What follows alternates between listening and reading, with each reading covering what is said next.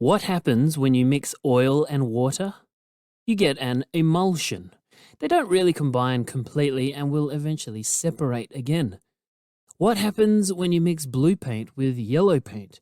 You end up with green paint, which is good when you want to paint something that is green. What happens when you mix Pepsi, Fanta, and Sprite? A sugar high. What happens when you mix nitrogen, potassium, and helium? I don't know. What happens when you mix divinity and humanity? Heresy. You get heresy. Welcome to the Isms and Schisms podcast, where I ask the important questions. In this episode, we are exploring a controversy that emerged in the early 5th century and had to do with the nature of Jesus. What does it mean to say that he is both human and divine? How can he be both? Is it a mix like oil and water? An emulsion of sorts? Or is it a mix like mixing two paints together to create a whole new, different color? What in the holy heavens are we talking about? A man named Nestorius wanted to figure this all out, and he came up with some ideas, and basically his view was more of the emulsion sort, that the two natures of divinity and humanity exist within Jesus, but are not unified into a single being. Like oil and water, they just go about bumping into one another, but if you shake it up enough, it looks like they are mixed, but they're not actually. Was this a good way of thinking about Jesus? No. But I won't give the ending away. In this episode, we're dealing with Jesus, with confusing theological and philosophical arguments, difficult words, Roman schisms and bishops and stuff, and a theological ism that, like Arianism, would shape orthodoxy. This is Nestorianism.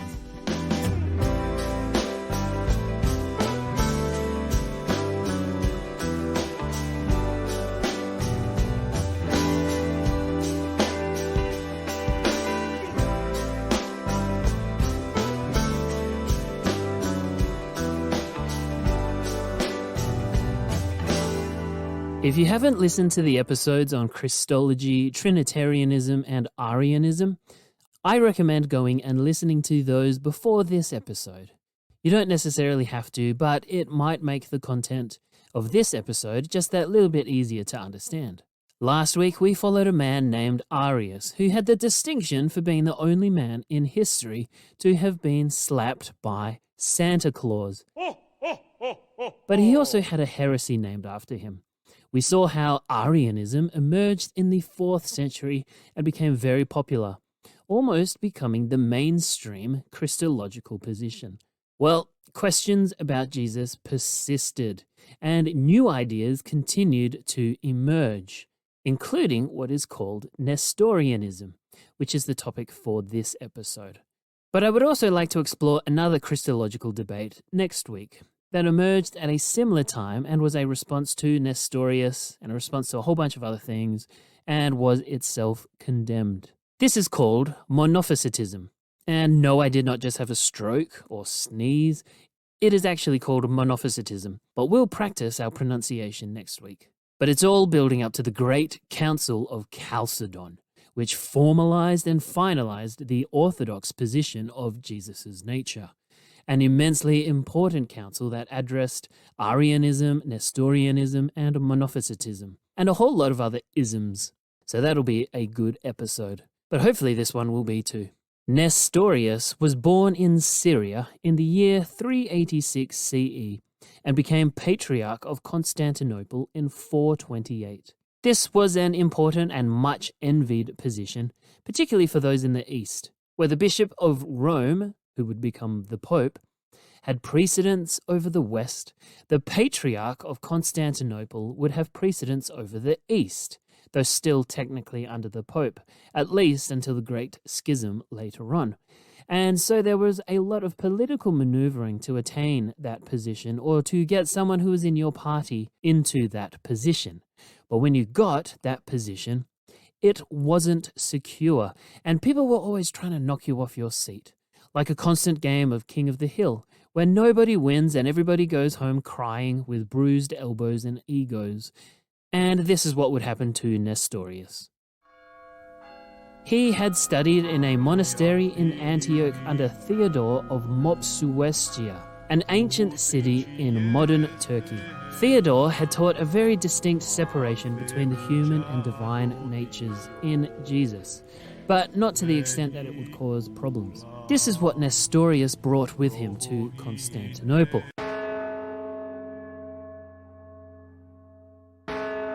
He was, perhaps ironically, adamantly opposed to heresy. In fact, one of his first acts as patriarch was to burn an Arian chapel, one of the few that still existed around the place. But one of his main theological gripes had to do with a term that was becoming increasingly popular. That was the title Theotokos, which had been connected to the Virgin Mary and meant Mother of God. As in, Jesus was God, Mary was the mother of Jesus, so Mary was the mother of God. A fine example of inductive reasoning. But even so, Nestorius didn't like it.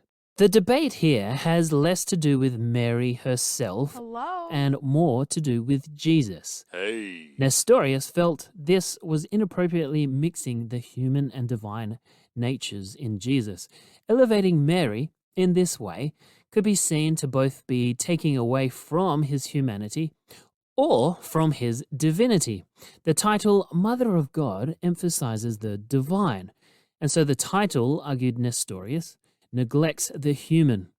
But on the other hand, emphasizing the role of Mary, a human, could potentially detract from Jesus' divinity, or suggest that he had a bit of divinity from God the Father and a little bit of humanity from Mary, his mother. So instead, he suggested Christokos, Christ-bearer.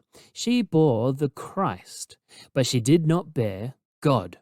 So for Nestorius, you could separate and make clear demarcations between the human and the divine natures of Jesus. One of Nestorius's main concerns was that Jesus' humanity would be lost to or overwhelmed by Jesus' divinity. He insisted that it was of utmost importance that while we declare Jesus' divinity, we do not lose sight of his humanity. And so in light of this, Nestorius rejected the term hypostasis, the term that was used in the Nicene Creed, which we looked at in the episode on Arianism. And the word was used to refer to the union of the divine and human in Jesus.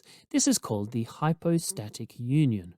Jesus is both God and human, two distinct natures, but in the one person of Jesus. Nestorius thought this was way too ambiguous, and that there was inevitably a mixture of the two natures, and so both would be compromised, so that there is neither divine or human, but something completely new, or that the divine would just overtake the human, meaning that there would be no humanity in Jesus at all. Oh no! But he was also concerned that by being human, Jesus would also be sinful. And he didn't like that idea. So it was necessary to ensure the separation between the divine Logos and the human Christ, so that the human didn't corrupt the divine. Essentially, he was affirming two persons rather than a single unified being. His is what is called a radical diophysitism, which is the coexistence of the two natures within the one Jesus. But what makes Nestorius' position radical is in his rejection of the hypostatic union and his adoption of a prosopic union of the two natures. Prosopon was the Greek word for mask and was used in theatre as a way of demonstrating a character or the external expression of a character's being. Hypostasis has the more generic meaning of being, whereas prosopon is more specifically to do with a person or a specific substance. In a hypostatic union, the unity between divine and human is deliberately ambiguous, whereas a prosopic union implies that the two natures are united but remain distinct, like two housemates living in a cramped apartment which technically belongs to one of them and who pays the bills, but the other is the one who brings the party. Nestorius argued that in Jesus there is a unity of wills, not essence. So they both agreed to the party, Yes. but one of them was an introvert and so could go to bed early. Some people did not really like this, such as Cyril of Alexandria.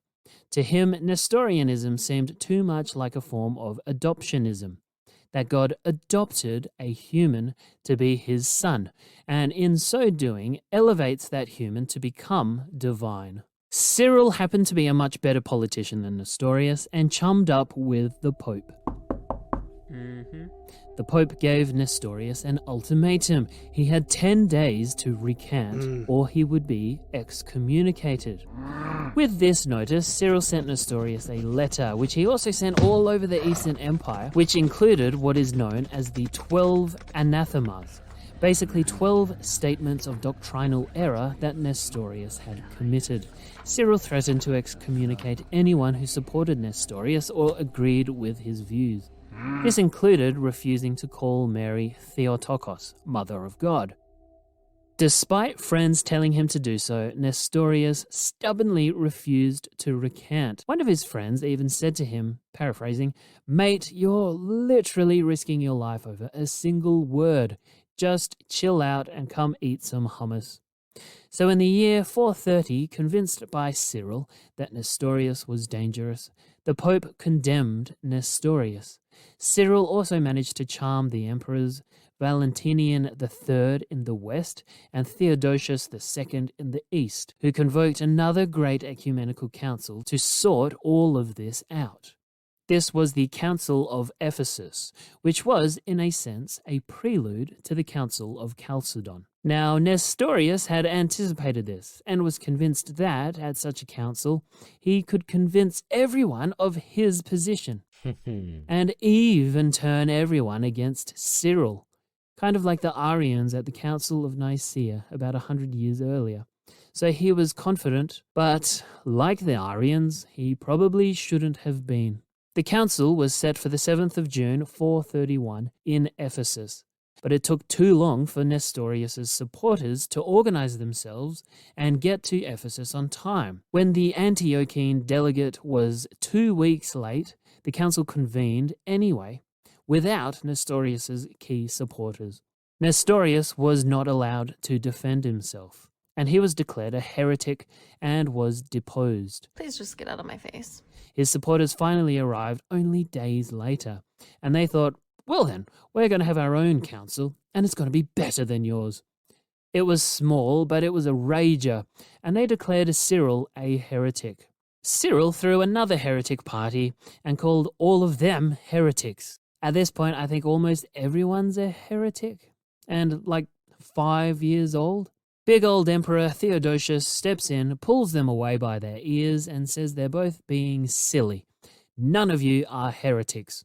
Well, except for Nestorius, who is still a heretic. Oh. He also sent Nestorius back to the monastery he had come from. 5 years later, everyone was embarrassed about Nestorius' presence, and so he was banished to Egypt within Cyril's own diocese, where he was injured by desert bandits and eventually died 20 years later. This was a win for the Alexandrian school, but it wouldn't be long before another Christological crisis emerged. But we'll look at that one in a later episode. The debate between Nestorius and Cyril had to do with the two natures of Christ, the divine and the human. This would be one of the defining distinctions between the Antiochene and Alexandrian schools. The Antiochene emphasizing Jesus' humanity, the Alexandrian emphasizing Jesus' divinity. Not all who followed the Alexandrian school were from Alexandria, and not all who followed the Antiochene school were from Antioch. Both sides agreed that Jesus was both human and divine, but the question was how to understand this union. The Antiochene position could be rather crudely characterized as saying that the two natures could not really be united in one, while the Alexandrian position could be characterized again rather crudely as saying that the divine would overwhelm or even replace the human. The answer that the Council of Chalcedon would provide, called the Chalcedonian definition, was an attempt to find a middle ground. Of course, this was predominantly an issue in the East. The West was preoccupied with things like, well, plague and invasion and the Goths and no money and stuff like that. Things weren't going great in the West. And so they were just happy to be alive, but also to just accept that old formula that Jesus was both human and divine in the one person, and they didn't really care how. So when Cyril approached Pope Celestine, who of course had an interest in correct theology, did not have serious theological allegiances either way, and so could be swayed by Cyril. At the Council of Chalcedon in 451, a year after Nestorius had died, Nestorianism was declared heretical a second time. Nevertheless, some followers of Nestorianism moved east to the Persian Sasanian Empire, which is roughly modern Iran. There they assimilated with the Church of the East, which according to tradition was founded by the Apostle Thomas, but was probably more likely founded by these Nestorians who provided the theological scaffolding and ecclesiastical leadership to the local Christians.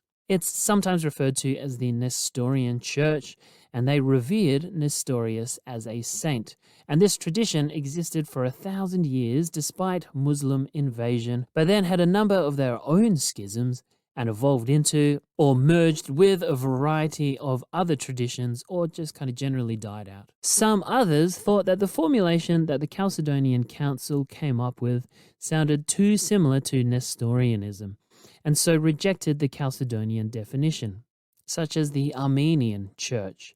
But there's a lot going on at the Council of Chalcedon, and we'll get into that later. All of these debates about the nature of Jesus might seem pedantic or even petty, quibbles over semantics. But at the time, this was all groundbreaking and just completely new and of absolute importance, not for the sake of obscure theological doctrine, but in clarifying and determining the very identity of the church. And the mainstream orthodox views of Jesus that are still held by most Christians today find their origins in these debates. As with Arius, I think exiling Nestorius as a heretic is way too harsh. But this only demonstrates just how significant these issues really were at the time. But another thing I find interesting is how these theological doctrines, either about Jesus or the Trinity or the Holy Spirit or any other doctrine, took literally centuries to develop. These are not ideas that were thought up overnight, but took a long time to clarify. And I think we're still clarifying things today. And we'll still be clarifying things in another 1,000 years, because that's the nature of theology. That's the nature of God. If we're able to distill God into something manageable and human-sized, if we can dissect God and separate him into different neat little categories, then he's not really God. By virtue of God's very infinite, eternal nature, our knowledge of God and our knowledge of ourselves and of the world around us, of history itself, even of the Bible, will continue to grow. Nestorianism was one of the key early debates that led to the orthodox understanding of Jesus. And we're going to explore that a little bit more in the next episode. But I hope you enjoyed this one. I know it can get a little technical and perhaps confusing. I hope I've managed to make it at least somewhat understandable. If you enjoyed this episode, I'd really appreciate you leaving a review on Apple or a rating on Spotify or something on whatever you use to listen to this episode, because those sort of things really do actually make a difference. This episode was recorded on the traditional lands of the Whadjuk Noongar people. I look forward to examining more isms and schisms with you.